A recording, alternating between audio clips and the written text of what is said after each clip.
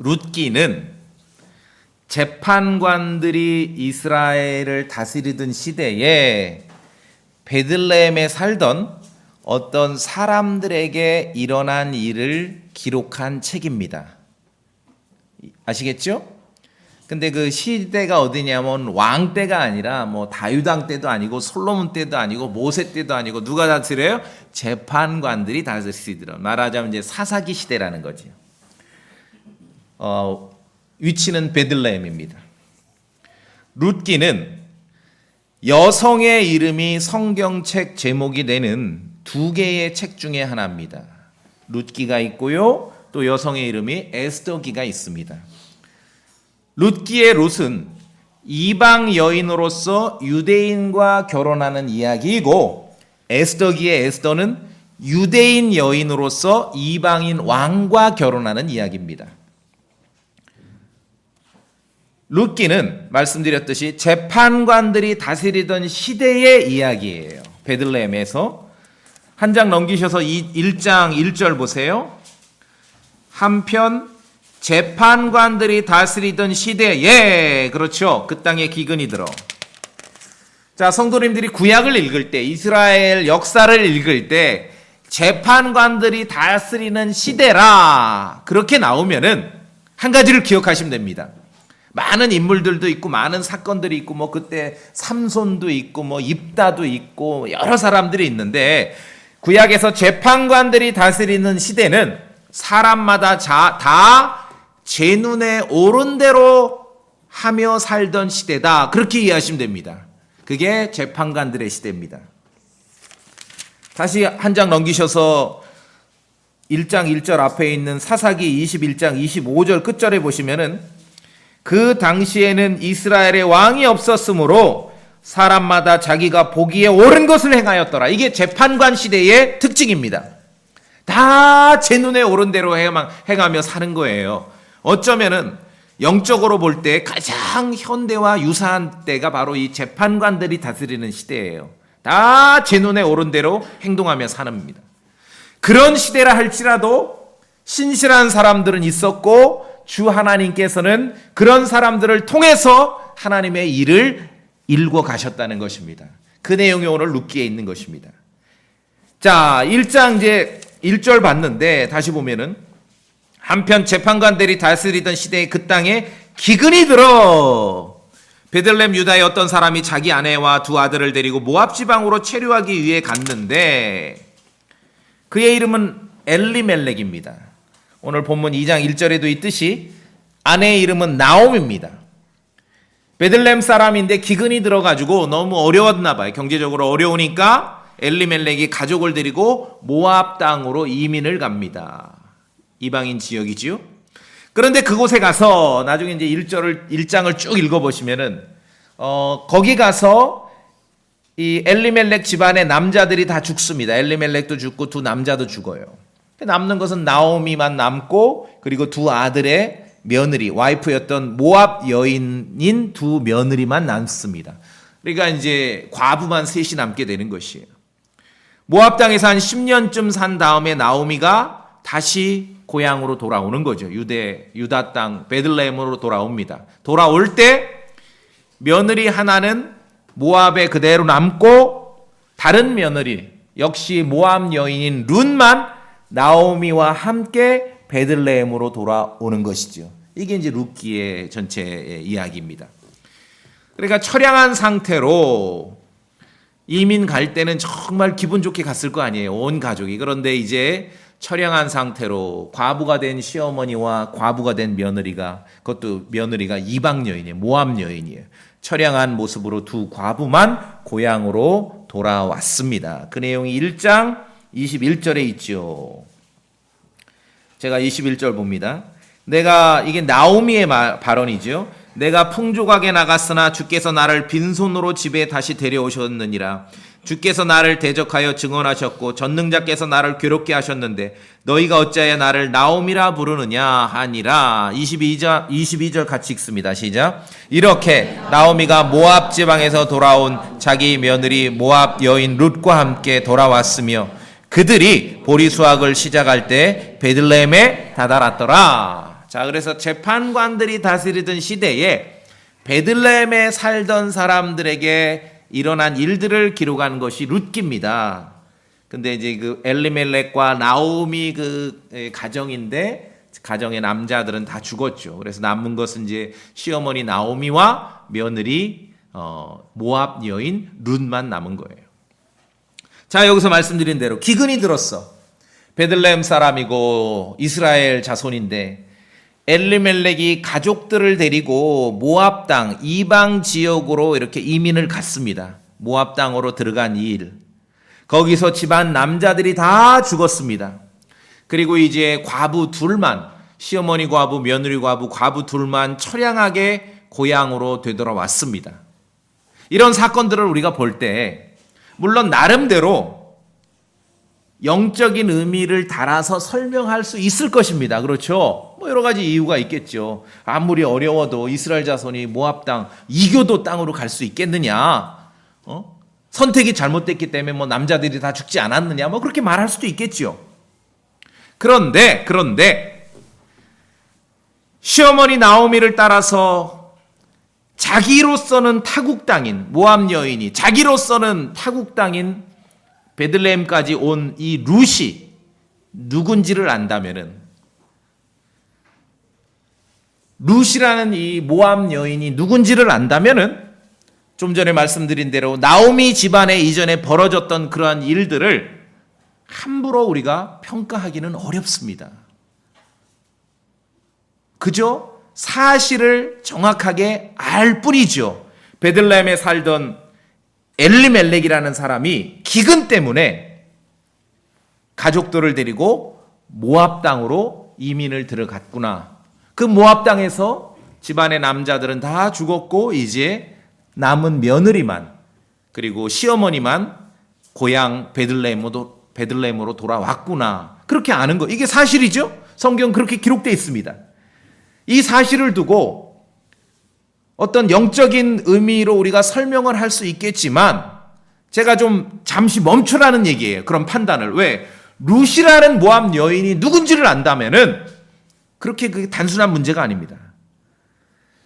성경에서 유일하게 여성의 이름이 책 제목이 된 두 책밖에 없어요. 에스더기, 룻기. 에스더는 유대인 여인인데 룻기의 룻은요 심지어 모압 여인입니다. 모압, 이교도. 모압 여인 룻은 누굽니까? 나중에 룻기의 이제 3장, 4장 읽어보시면은 베들레헴 지역의 유력자인 보아스라는 사람을 만나 결혼을 하고 아들을 낳습니다. 룻과 보아스 사이에 태어난 아들의 이름이 뭐냐면은 오벳이라 그래요. 이름 뭐라고요? 오벳. 여러분 오벳이라고 들어보셨습니까? 오벳이 누구냐 하면은 다윗 왕의 할아버지예요. 친할아버지. 룻이, 모압 여인 룻이 그러한 사람이에요.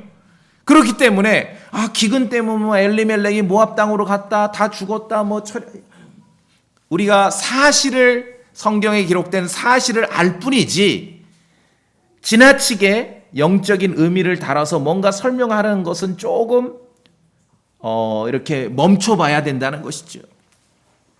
즉 모압 여인 룻은 베들레헴으로 와서 말하자면 이제 재혼을 하게 되는데 그래서 아들을 낳는데 모압 여인 룻이 다윗 왕의 증조 할머니라는 것이에요. 다윗의 혈통이 그렇게 이어지는 거예요. 모압 여인을 통해서. 사람들이 재판관이 통치하던 시대에 다 각자 제 눈에 오른 대로 살아가는 시대에도 하나님께서는 신실한 사람들을 찾아내셔서 그들을 통해서 하나님의 계획을 이루어가고 계셨다는 것입니다. 그것이 룻기입니다. 그 사이에 분량도 적고 이렇게 잘 신경 안 쓰면 막 이리저리 넘겨버리는 그 책에 나오는 놀라운 이야기라는 것입니다. 그래서 이 말씀을 근거로 우리가 생각해 볼 때 확실하지 않은데 똑 떨어지게 성경에 기록되어 있지 않은데 어떤 그 내용을 가지고 추정을 해서 지나치게 영적인 시각이나 아니면 영적인 시각이라기보다는 어떤 전지적 시각 여러분 그런 거 아시죠? 전지적 시각. 우리는 그냥 발바닥을 땅에 딛고 사는 사람입니다. 그런데 전지적 시각, 성경을 읽고 주님을 믿고 하나님을 믿는다 하면은 사람들이, 많은 크리스천들이 착각을 해요. 자기가 뭐 매사에 인생을 바라보고 다른 사람들을 바라볼 때 전지적 시각으로 내려다보는 거예요, 막. 그거는 좀 생각해 봐야 됩니다.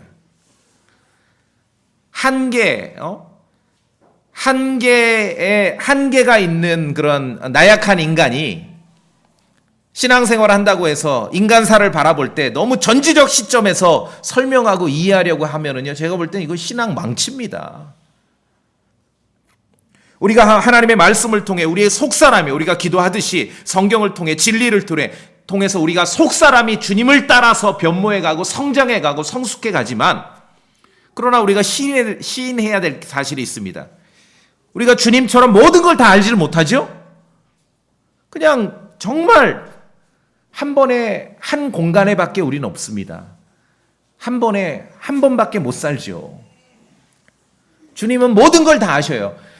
전지하신 분, 모든 것을 다 아시는 분은 하나님이 전지하신 분이지 그분을 믿는 성도가 전지하는 게 아니거든요. 인간사를 바라보고 나의 삶이나 다른 사람의 삶을 바라볼 때 막 전지적 시각으로 분석하고 판단하는 것은 조금 생각해 봐야 돼요. 그래서 제가 좀 말씀드리고 싶은 건 오히려 전지적 시점보다는 좀 인간다운 면을 보여라. 인간다운 면. 자, 베들레헴에 살던 재판관들이 다스리던 시대에 베들레헴에 살던 엘리멜렉이 기근 때문에 가족을 데리고 모압 땅으로 이민 갔습니다. 약간 좀 짐작은 되죠. 약간 그렇게 매끄럽진 않아. 뭔가 좀 걸려. 그러나 함부로 판단할 수 없어요. 왜? 다윗의 증조 할머니가 될 룻이 왔잖아요. 결국 베들레헴으로. 그렇죠? 예. 좀 인간다운 면에서 우리가 그냥 성경에 기록된 그대로를 읽고 이해할 수 있는, 믿을 수 있는 그러한 태도가 필요합니다. 이제 지난주 오후에 함께 모이신 분들하고 제가 지난주 오후에는 이제 말씀 공부 안 하고 이렇게 335 이제 흩어져서 뭘 말하냐면 딱 주제를 정해드렸어요. 올 한 해 이렇게 감사하는 것, 내 삶에서 감사하는 것. 그런데 개인적인 감사지만 다른 사람하고 이야기할 수 있는 그런 감사의 주제를 이렇게 서로 이야기해보는 시간을 한번 가집시다. 그렇게 해서 이제 그런 시간을 보냈는데, 그러면 이제 뭐 그날 그렇게 말한 분은 없는데 이제 감사합시다. 그럼 어디 가면 그래요. 모든 것에 감사하죠. 그렇죠? 근데 그건 성경 구절이고 모든 일에 감사를 드리라는 건 성경 구절이고 구체적으로 뭐가 감사하냐고요. 기도할 때도 구체적으로 뭐가 감사하냐고요. 아이들이 와서 엄마 고맙습니다. 엄마 감사해요. 엄마가 그렇게 애들이 말하는데 묻는 것도 이상하긴 하지만 이제 물어요. 얘야 뭐가 감사하냐? 엄마 모든 것이 감사해요. 만족하시겠냐고 여러분이. 아니요, 지난주 내 생일에 초코 케이크를 사다 주신 거로 감사드리고, 이렇게 구체적일 때 정말 그 정이 느껴지는 거 아니겠습니까? 그래서 모든 일에 감사합니다. 그게 아니라 우리 형제 자매님들이 이제 앉아가지고 얘기할 때 구체적으로 감사를 얘기하는 거예요. 모든 것에 감사합니다 하면은요, 별로 할 것이 없어요. 모든 게 감사한데 뭐 할 말이 뭐가 있어요? 그런데 구체적으로 감사할 때는요, 시간이 모자릅니다. 그렇죠? 이런 게 감사하고 저런 게 감사하고. 여러분, 감사드린다 했을 때, 주님께 기도할 때 주님은 그렇게 듣기를 원하시는 거예요. 구체적으로. 제가 좀 전에 기도할 때 제가 설교자로서 올 한 해도 강단에 계속해서 설 수 있고 설교할 수 있고, 조금이라도 성도들 또 다른 분들 다른 교회 가서도 그렇고 조금이라도 들을 만한 설교를 해서 많은 사람들에게 은혜를 끼칠 수 있었다는 것으로 그 일로 인해 감사드립니다. 그렇게 구체적으로 기도하는 것이거든요. 그러니까 모든 일에 감사합니다. 맞는 말이죠. 그런데 한번 들어보세요. 모든 성도가 어떻게 감사해요? 모든 일에 감사합니다. 그러면 성경이 이게 필요 없어. 그냥 한 줄 성경이면 돼. 한 줄 성경이요. 예수 믿고 구원받아. 그죠? 뭐 딴 거 있어요? 근데 그게 아니에요. 구체적이고 세밀해야 되기 때문에 하나님 말씀도 이렇게 구체적인 것입니다. 자, 다시 이제 성경으로 오면 기근 때문에 베들레헴에 살던 엘리멜렉이 모압으로 이민을 갔습니다. 말씀드렸듯이 그 결론이 중간에 많은 일이 있었지만 모압 여인이 이방 여인이 나오미를 따라 베들레헴까지 오게 됐어요. 남편도 없는 베들레헴에 시어머니를 따라서. 그 시어머니, 과부 시어머니만 믿고 왔겠습니까? 여기 고백이 뭐라고 돼 있는지 보세요. 1장 16절에 룻기 1장 16절. 나오미는 가라 그랬어. 나 책임 못 진다. 너 나랑 베들레헴 가봐야 나 너 책임 못 져. 그랬더니 16절에 같이 읽어볼까요? 1장 16절 시작. 룻이 이르되 나더러 어머니를 떠나거나 어머니를 따르지 말고 돌아가라고 강권하지 마소서. 어머니께서 가시는 곳에 나도 가고 어머니께서 묵으시는 곳에 나도 묵으리이다. 어머니의 백성이 내 백성이 되고 어머니의 하나님이 내 하나님이 되시리이다. 사실은 이 뒷부분이 진짜죠. 시어머니만 좋아서 남편도 없는 그 베들레헴으로 간 게 아니라 뒷부분이 진짜예요. 어머니 백성이 내 백성이 되고 어머니 하나님이 내 하나님이 되시리이다. 그렇게 온 거예요. 그래서 말씀드렸듯이 베들레헴에 와서 보아스라는 유력자를 만나서 아들을 놓고 그 아들이 다윗 왕의 할아버지가 되는 것입니다. 이 전체 스토리를 알을 때 과연 인간들이 순간순간 결정했던 것을 우리가 뭐 어디부터 잘못이고 어디부터 잘한 걸 이런 거를 우리가 그렇게 잘 분별할 수 있겠냐. 그냥 그런 일이 있었다라고 말하는 거지요. 이때 그런 일이 있었구나. 그냥 재판관이 이스라엘을 다스리던 시대에 베들레헴 사람 엘리멜렉과 나오미가 기근 때문에 모압 땅으로 이민을 갔었구나. 그런 사실을 우리가 확인할 뿐입니다. 그래서 제가 말씀드리는 것은 매사를 우리가 하나님을 믿는다고 해서 너무 전지적 시각으로 판단하고 바라보지 말라는 것이에요. 오히려 사람다운 면을 좀 갖춰야 됩니다. 왜 그렇게 말씀드리냐면 오늘 본문 다시 보세요. 3절에 2장 3절 그녀가 가서 밭으로 나가 곡식 빼는 자들을 따라가면 이제 이삭 줍기를 하는 거예요. 밭에서 이삭을 줍다가 우연히 밑줄 쫙 우연히 엘리멜렉의 친족인 보아스에게 속한 밭의 일부를 만나니라.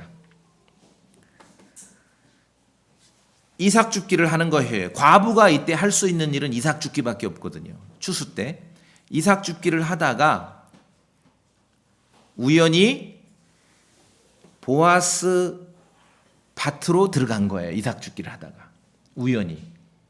보아스가 장차 룻의 남편이 될 사람이잖아요. 우린 결론을 알고 있죠. 둘 사이에 나온 아들이 다윗 왕의 할아버지가 되지 않습니까? 자, 그런데 성경은 뭐라고 이러고 합니까? 그 룻의 발걸음이 우연이에요. 우연히. 킹제임스 성경에 hap 그래요. HAP. 여기만 나와요. 딱 한 번 우연히. 여러분 이런 말 장중 들으세요? 아, 예수님 믿는 성도의 삶에는 우연은 없습니다. 맞는 말입니다.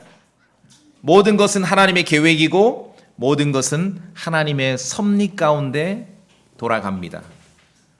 그렇지만 예수님을 믿는 성도들의 삶에는 우연이 없습니다. 이것은 절반만 진실입니다. 뿐만 아니라 인간다운 모습이 없어요. 모든 믿는 성도들의 삶은 우연이 없습니다. 이거 제가 이거 완전 전지적 시점이에요. 전지적 시점. 다 알아. 그런 관점이에요. 아니에요. 인간다움으로 표현하자면 우리의 삶은 우연의 연속입니다. 어찌합니까? 그냥 그런 일이 생긴 거예요. 그냥 그런 일이. 이삭 죽게 하는 룻이 보아스의 밭으로 들어간 사건은 성경을 보니까 계획되고 조직되고 하나님의 섭니다. 그렇게 기록된 게 아니라 우연한 사건으로 기록하고 있는 것입니다. 이것이 인간적 시각이죠. 성경이 그렇다고 말하는 거예요. 자, 성도의 삶에는 우연이 없습니까? 아니요, 우연이 많습니다. 우연이라는 그러한 우연의 연속으로 우리의 삶이 이루어지는 것이에요. 여러분에게 복음을 전해줬던 그 누군가, 그 친구를 만났을 때 여러분 우연히 만나지 않았나요? 여러분 킹제임스 성경을 읽을 때 우연히 만났는데 킹제임스 성경을 나에게 소개하지 않았습니까? 아니면 우연히 어디 가서 종이 쪼가리를 들고 왔는데 거기에 여러분에게 킹제임스 성경을 알려주는 내용이 있지 않았습니까? 시어머니 나오미의 지령하에 룻이 치밀하게 계산해서 내가 발걸음으로 이삭 죽기를 하면서 동서방향으로 몇백 미터를 가서 허리를 몇 번째 펴면은 보아스의 밭에 들어가겠구나라고 계산하지 않았다는 거예요. 그냥 우연히 만난 거예요. 우연히 보아스 밭으로 들어간 것이에요. 우연히 거기까지 간 거예요. 물론 전능하신 하나님께서 나오미와 룻의 삶을 섬세하게 인도하셨습니다. 그런 전지적 시점이지요. 그러나 우리의 인간사, 나약한 인간이 한 번에 한 공간에 밖에 있을 수 없는 인간의 관점으로 볼 때 우리의 삶, 룻의 삶도 그렇고 나오미의 삶도 그렇고 하루하루 우연히 발생하고 벌어지는 사건의 연속이었을 뿐입니다. 성경을 통해 우리가 이걸 인정해야 돼요. 룻은 장차 남편이 되고 이스라엘 전체 역사를 바꿀 만한 그 만남, 보아스의 만남 어떻게 이루어졌습니까? 3절에 보니까 우연히 이루어진 거예요. 그럼 목사님 하나님의 계획도 없고 섭리도 없고 아니요, 사람의 우리가 볼 때는 우연한 사건이라는 거죠. 우연한 사건이에요. 그러니까 전지적 시각이 있고 좀 인간다운 관점이 있다는 거예요. 성경을 통해서 다 생각해 보셔야 됩니다. 이 당시에 구약 시대에 이스라엘 자손 가운데 이 가난한 과부가 할 수 있는 일은 남의 밭에 가서 추수 때 이삭 줍기 하는 거예요. 율법에 그렇게 정해 놓으셨습니다. 이스라엘에게 주신 하나님의 말씀에 가난한 사람들을 위해서 이삭을 남겨두라. 추수할 때 싹 거두지 말고 막 떨어지면 이제 줍잖아요. 줍지 마라. 그거는 가난한 과부들 몫이다. 율법에 그렇게 정해져 있습니다. 이스라엘의 하나님께서는요, 나그네, 타국인, 모압 여인이죠. 모압 여인이 지금 자기 고향도 아닌 베들레헴에 와서 살잖아요. 나그네, 타국인, 아버지 없는 자, 룻이 해당되지요. 과부 또 해당되지요. 룻은요, 하나님의 율법에 뭐예요? 세 가지다. 트리플.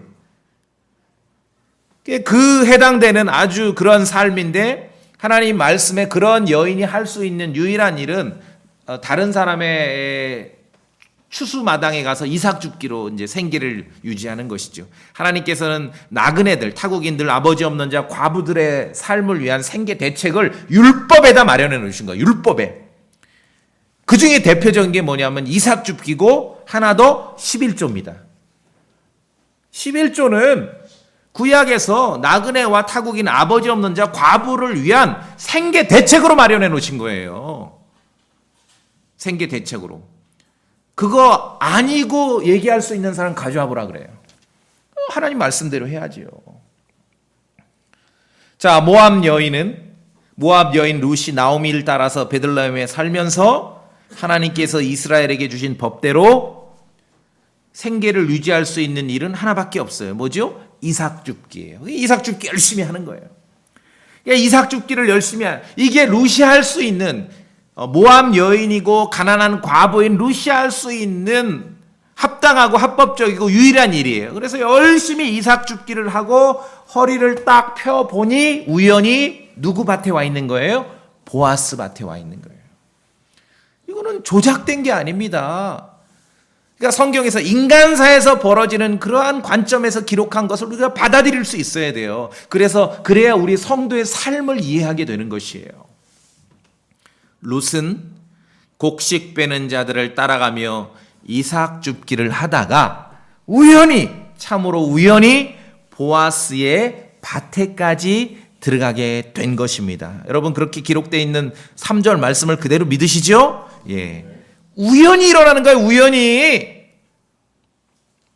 그러니까 제가 말씀드리러 감사합시다. 아유, 목사님 모든 일에 감사하죠. 그럼 뭐 할 것이 없어. 성경도 한 줄 성경. 예수 믿고 구원받아. 끝. 할 것이 없어. 설교도 할 것이 없어요. 신앙생활 열심히 하세요. 끝. 할 것이 없는 거예요. 너무 전지적 시점을 갖게 되면은요, 영적 삶이 무너집니다. 오히려 막 영적인 것 같고 막 뭐 그런 말을 해서 신령한 것 같고 그러한 태도, 입장, 표현들이 오히려 신앙을 무너뜨리는 거예요. 모든 것이 하나님의 은혜죠. 누가 아니래요? 구체적으로 뭐냐 이것이죠. 따박따박. 만약에 모든 게 하나님의 은혜고 모든 일에 감사하고 끝이면은요, 할 것이 없다니, 할 말이 없어요. 그럼 성경이 이렇게 두꺼울 필요도 없죠. 오늘 본문을 통해 보면은 전능하신 하나님께서 이스라엘 역사를 이끌어 가시고 계획해 가시고 섭리로 이끌어시면서 이스라엘의 역사를 장차 엄청나게 바꿀 만한 그러한 사건, 그런 인물을 등장시키는 데 있어서 그 만남의 시작은 우연히 이루어지는 거예요. 성경이 그렇게 기록됩니다. 이것은 인간의 관점에서 우리가 이 삶을 좀 이해하라고 말씀하시는 거예요. 여러분의 삶이 우연히 이루어집니다. 그거 부인하면 안 됩니다. 부인하면 안 돼요. 저는 주장합니다. 성도의 삶은 우연의 연속이라고요. 우연의 연속입니다. 나오미와 룻의 삶을 섬세하게 인도하시는 하나님의 손길이 있었습니다. 그러나 그들의 인간의 삶은 하루하루 우연한 사건의 연속이었습니다.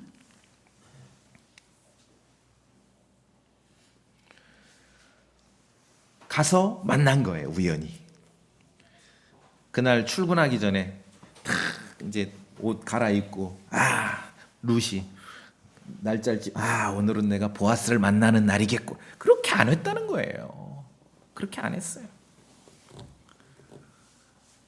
우연한 만남을 통해 주님의 은혜를 우리가 거기서 볼 수 있는 것입니다. 인생은 그렇게 이어집니다. 우연한 만남은 집 밖에 있습니다. 룻이 시어머니 나오미와 그냥 그날도 그냥 집에서 수제비 끓여 먹고 있었으면 이런 만남이 나가서 일한 거예요. 바깥으로 나가야 우연한 만남이 있게 되는 거예요. 성경을 믿는지 안 믿는지는 몰라도 아주 좋은 말이 있어요. 우연은 잘 준비된 사람에게 오는 하늘의 선물이라는 거죠. 율법대로 가난한 과부가 할 수 있는 일은 뭡니까? 이삭 줍기죠. 나가서 정말 성실하게 자기와 시어머니가 먹고 살아야 되니까 이삭 줍기를 한 것이에요. 이삭 줍기를 열심히 하다가 우연히 보아스를 만나게 된 거예요. 인생이 이렇다는 겁니다. 삶이. 롯은 신실하게 자기 일을 했을 뿐입니다. 이 둘의 만남은 하늘에서 보면은, 전지적 시점에서 보면은 물론 다 계획된 것이고 주님의 섭리고 다 아셔요.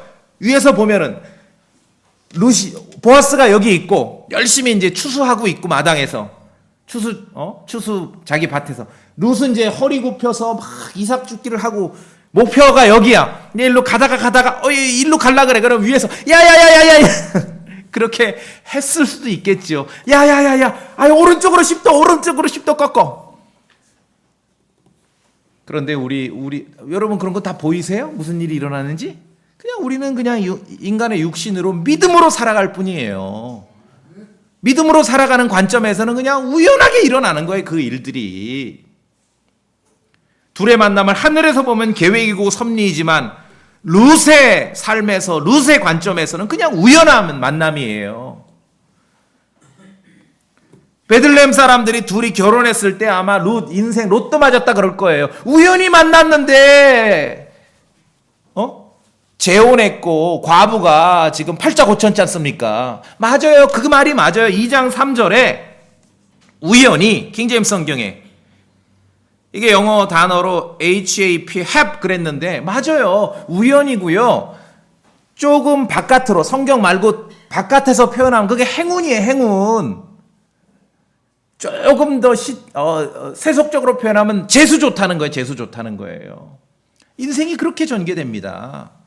너무 막 영적인 척, 신령한 척, 막 전지적 시점에서 그렇게만 이해하면은요, 오히려 신앙이 무너져 버립니다. 그렇다고 모든 일에 감사하죠. 그 말을 하지 말라는 게 아니라 그 말도 하고 구체적으로도 말할 수 있어야 되는 거예요. 우연한 만남은 집 밖에 있습니다.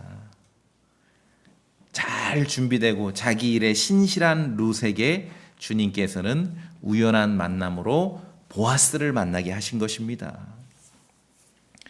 우리 성도의 삶은 우연의 연속입니다. 말씀드렸잖아요. 여러분, 우연한 만남이 여러분을 예수 그리스도께 이끌지 않았습니까? 우연한 만남이 여러분에게 킹제임스 성경을 읽도록 그렇게 이끌지 않았습니까? 우연한 만남으로 심지어 소망침례교회에 올 수 있도록 그렇게 이끌지 않았습니까? 우연한 만남으로 삶에 있어서의 평생의 동역자, 동지를 만나게 되지 않았습니까? 막 여기 총각들 잘 들어봐. 마음에 드는 아가씨가 있어. 치밀하게 사전 조사를 해서 계획을 하는 거야. 몇 시에 어떻게 가야 우연을 빙자해서 탁 택시 정류장에서 만나고 막 계획을 해. 그건 다 헛방이야. 치밀하게 계획해서 성공하는 케이스가 없어. 진짜 삶의 반려자, 동역자, 동지, 그런 사람들은 하나님께서 선물로 주시는데 우연한 만남이에요. 그렇죠? 예, 우연한 만남. 물론 돌아서서 보니 룻이 이제 결혼하고 아들 놓고 돌아서서 보니 자신의 삶이 하나님의 은혜였고 선물이었음을 당연히 시인했겠지요. 그날 우연히 가서 보아스를 만나게 된 그 발걸음이 하나님의 선물이었고 은혜였음을 당연히 시인했겠지요.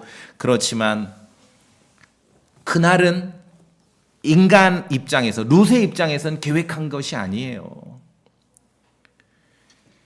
주님은 언제라도 우리에게 좋은 선물을 주십니다. 제가 이제 연말이나 연시에 꼭 이 말씀 본문 많이 꺼내 드는데 어떤 선물을 주실까? 좋은 만남을 통해 선물을 주십니다. 근데 좋은 만남은요, 우연히 이루어집니다. 그런 주님께서 주시는 그 선물을 한번 여러분 기대해 보세요.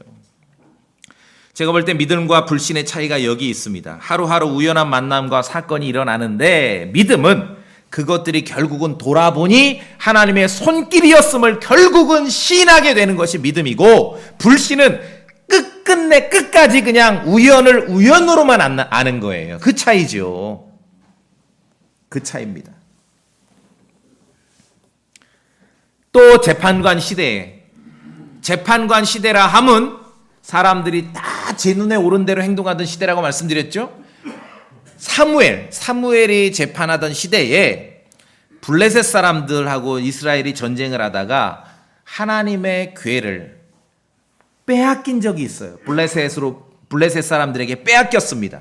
블레셋 사람들이 그 하나님의 궤를 가져다가 자신들의 다곤 신전 안에 두었더니 자고 일어났더니 다곤 신이 그냥 엎어지고 깨지고 박살나는 사건이 생겼어요. 깜짝 놀란 거죠, 이 블레셋 사람들이. 뿐만 아니라 블레셋 사람들의 기록에 의하면은 은밀한 부위에 다 종기가 났어요. 우린 뭔지 알죠, 다 이미? 근데 성경은 품격 있게 묘사해요. 은밀한 부위에 종기가 났더라. 이런 재앙이 블레셋 사람들이 모여서 토론해 보니까 우리가 전쟁에서 뺏어온 이스라엘의 궤, 하나님의 궤 때문에 일어났다라고 여기고, 점장이들을 불러서 점장이들이 시키는 대로 이제 이 궤를 돌려보내기로 합니다. 암소를 가져다가 수레에 메고 그 암소가 끄는 수레에 궤를 실어서 이스라엘로 돌려보내기로 그렇게 결정을 했어요. 자, 그때에 하나님의 손길을 믿지 않는 사람과 불신자들의 모습을 우리가 아주 뚜렷하게 구분할 수 있는 그러한 내용들이 기록되어 있고 그런 사건이 벌어집니다. 우리 사무엘기상 6장을 봅시다. 사무엘기상 6장.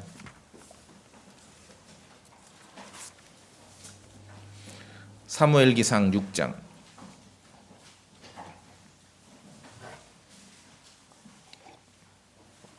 전체 스토리 이제 말씀드렸어요. 6장 8절을 제가 읽습니다. 사무엘기상 6장 8절. 또 주의 궤를 가져다가 그 수레에 싣고, 지금 이건 블레셋 사람들이 하는 거예요. 너희가 범법 헌물로 그분께 돌려드리는 그 보물을 상자에 담아 궤 옆에 두고 그 궤를 보내어 가게 하고, 9절. 볼지니 만일 그 궤가 자기 본래 지경의 길로 올라가 베세메스로 가면 그분께서 이 큰 해악을 우리에게 행하셨느니라. 그러나 일이 그리 되지 아니하면 우리를 친 것이 그분의 손이 아니며 그것이 어쩌다가 우리에게 일어난 우연의 일임을 우리가 알리라 하니라. 점쟁이들이 뭘 하냐면 블레셋 사람들 그 지도자들에게 수레에다 궤를 실어라. 암소를 매. 암소가 끌고 가게 해. 근데 그 암소 송아지를 여기다 묶어 놓는 거예요. 송아지가 이제 젖달라고 울을 거 아니에요? 그럼에도 불구하고 이 암소가 끌고 이스라엘 진영까지 가면은 그는 하나님께서, 이스라엘의 하나님께서 이 재앙을 우리에게 보내신 거고, 송아지가 우니까 암소가 안 가고 지 송아지한테 와서 궤가 이스라엘로 안 가면은 그냥 우연히 일어난 거야. 그 얘기예요. 어떤 얘기인지 아시겠죠? 예. 사무엘기상 6장 9절 요런 발언, 요런 태도를 전문 용어로 뭐라 그러는지 아세요? 점을 친다 그러는 거예요. 전문 용어로. 그러나 우리는 아는 것이죠. 모든 것이 사람이 보기에는 어쩌다가 우연히 발생할 수도 있습니다. 그러나 사람이 보기에 어쩌다가 우연히 발생하는 그 모든 것도 다 하나님의 손길임을 아는 거예요. 근데 믿음이 없는 자들은 그를 알 수 없고 그냥 두 가지를 나누는 거예요. 요러면 하나님의 손길이지만 요렇게 하면 이건 그냥 우연이야. 우연은 우연일 뿐이야. 주께서 주시는 좋은 선물은 대부분 우연한 만남으로 찾아옵니다. 블레셋 사람들에게 재앙이 닥쳤는데 이들은 점을 치는 거예요. 궤를 싣는 암소가 끌은 송아지가 이스라엘 진영으로 직진을 하면은 이스라엘의 하나님이 재앙을 보낸 거고, 얘가 안 가면은 그냥 그야말로 어쩌다가 우연히 일어난 거고, 점치는 거죠. 그러나 우리는 성경을 믿기 때문에 동의하셔야 됩니다. 어쩌다 우연히 일어난 일도 하나님의 손길이 있다는 걸 받아들이는 거예요. 룻이 그러한 만남을 통해서 하나님의 은혜를 받게 된 것입니다. 주 하나님께서 주시는 좋은 선물, 사람과의 만남이 정말 좋은 선물 아니겠습니까? 좋은 사람과의 만남, 신앙을, 믿음을 도울 수 있는 사람과의 만남, 예를 들어 서로 이렇게 우정을 나눌 수 있는 사람과의 만남, 사랑을 나눌 수 있는 사람과의 만남, 사업을 나눌 수 있는 사람과의 만남, 그런 좋은 사람과의 만남, 성경이 우리에게 알려주는 것은 대부분 우연한 만남으로 찾아오는 거예요. 그러니까 주님의 선물을 받고 싶으십니까? 그러니까 집에만 앉아있지 말고 기다리지 말고 밖으로 나가세요. 활동을 하세요. 사람 보기에 우연이고 때로는 행운이라고도 말할 수 있어요. HAP, 이거는 그냥 행운이라고 우리가 이해해도 아무 문제 없습니다. 우연일 수 있고 행운일 수 있습니다. 그런데 여러분, 인간사에서 하나님은 그렇게 일하십니다. 저에게 아까 우리 전역한 형제 있었는데, 오래전에 저도 군대 제대하고 할 일 없어서 이렇게 놀고 있는데 우연히 선배가 연락이 왔어요. 서울 경희대학교 앞에 있는 2층 집 떡볶이 가게에서 떡볶이 먹어가면서 나의 인생을 바꿀 얘기를 고작 떡볶이 먹어가면서 우연히 들은 거예요. 킹제임스 성경에 대해서. 제가 그래서 지금 떡볶이를 좋아해요. 떡볶이 먹으면서 인생이 바뀌었고 심지어 교회의 역사가 바뀌지 않습니까? 우연히 만남을 통하여서 하나님께서는 그렇게 하십니다.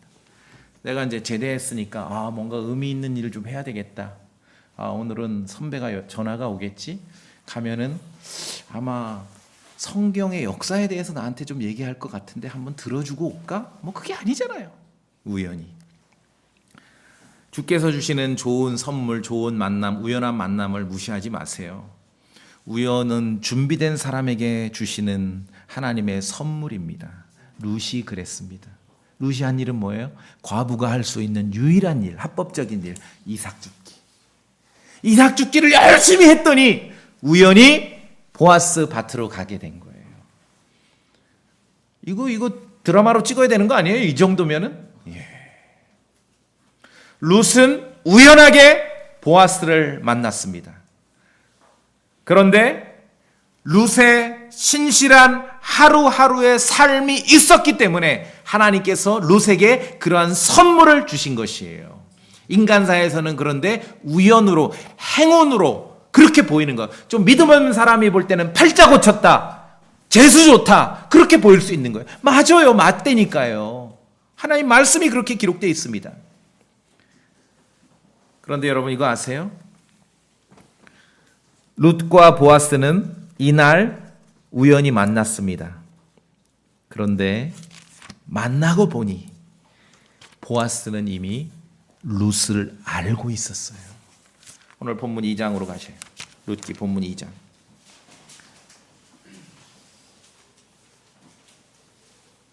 5절에 보니까 원래 오늘 일하기로 계획됐고 여기 와서 이삭 줍기 하라고 이렇게 그 정원 그 과부가 아니에요. 그러니까 궁금하죠. 5절에 그때 보아스가 곡식 빼는 자들을 감독하는 자기 종에게 이르되 이 여인은 누구의 젊은 여자냐 하니 낯선 여자가 있으니까 이제 물어서 모압에서 온 나오미의 며느리인 걸 알았습니다. 쭉 이제 불러서 이야기를 합니다. 그래서 이제 그러면은 잘해줘라, 특별히 잘해줘라. 모압 여인이니까. 율법에도 나그네, 아버지 없는 자, 과부는 다 해당인데 이 룻은 세 가지 다 해당이잖아요. 그러니까 특별히 잘해주라고 부탁을 해요. 9절에. 그들이 수확하는 밭에 눈을 두고 그들을 따라서 가라. 이제 보아스가 룻에게 말하는 거예요. 내가 청년들에게 명하여 너를 건드리지 말라 하지 아니하였느냐? 목이 마르거든 그릇 있는 데로 가서 청년들이 길어온 온 것을 마시라 하니. 그러니까 룻에게 그런 룻이었구나. 모압 여인 잘해줘라. 10절. 이에 그녀가 땅바닥에 얼굴을 대고 엎드려 절하며 그에게 이르되 나는 타국인인데 어찌하여 내가 당신 눈앞에서 은혜를 입어 당신이 나를 알아주시나이까 하며. 놀랍죠?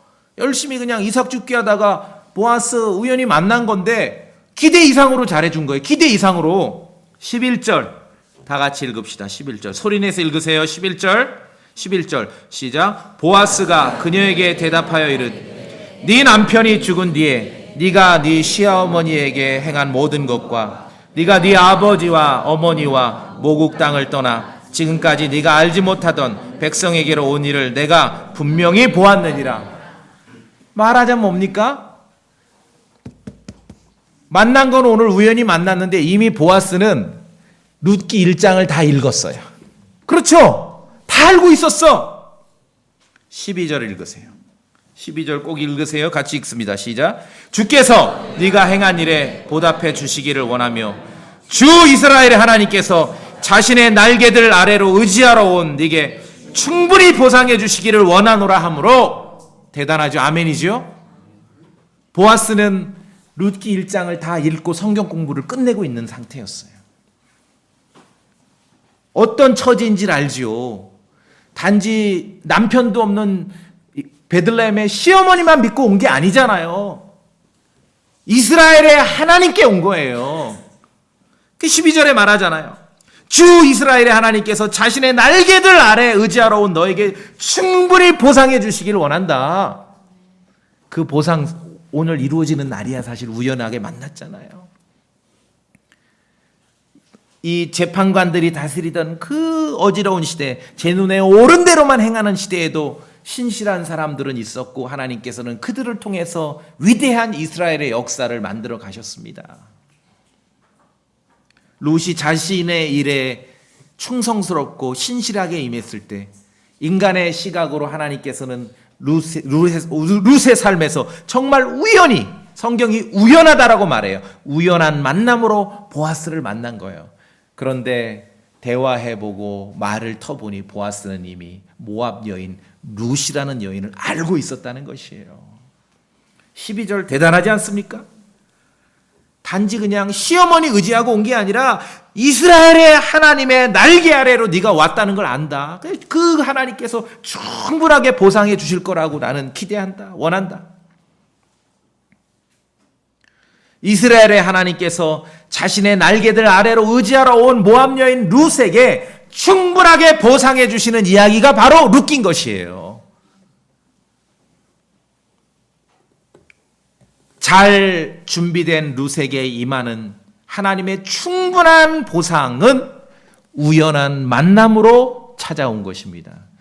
모압 여인이 다윗 왕의 증조 할머니가 될 거라고 누가 상상이나 했겠습니까? 사람마다 제 눈에 오른 대로 살아가는 시대에도 주님께서는 각자 자신의 일에 신실한 사람을 찾고 계셨던 겁니다. 모압 여인, 이방 여인 룻이 베들레헴에서 할 수 있는 일은 뭐였죠? 이삭 줍기였어요. 이삭 줍기에 신실했을 때 장차 전체 이스라엘의 역사를 완전히 뒤집어 바꿀 만한 그러한 사건이 여기서부터 시작되게 되는 것이에요. 모압 여인 룻의 신실함이 없었다면은, 그렇죠? 이 우연한 만남이 없었다면은 다윗 왕은 도대체 어디서 나왔겠냐는 거예요. 또한 보아스가 룻을 이미 알고 있었습니다. 여러분 아십니까?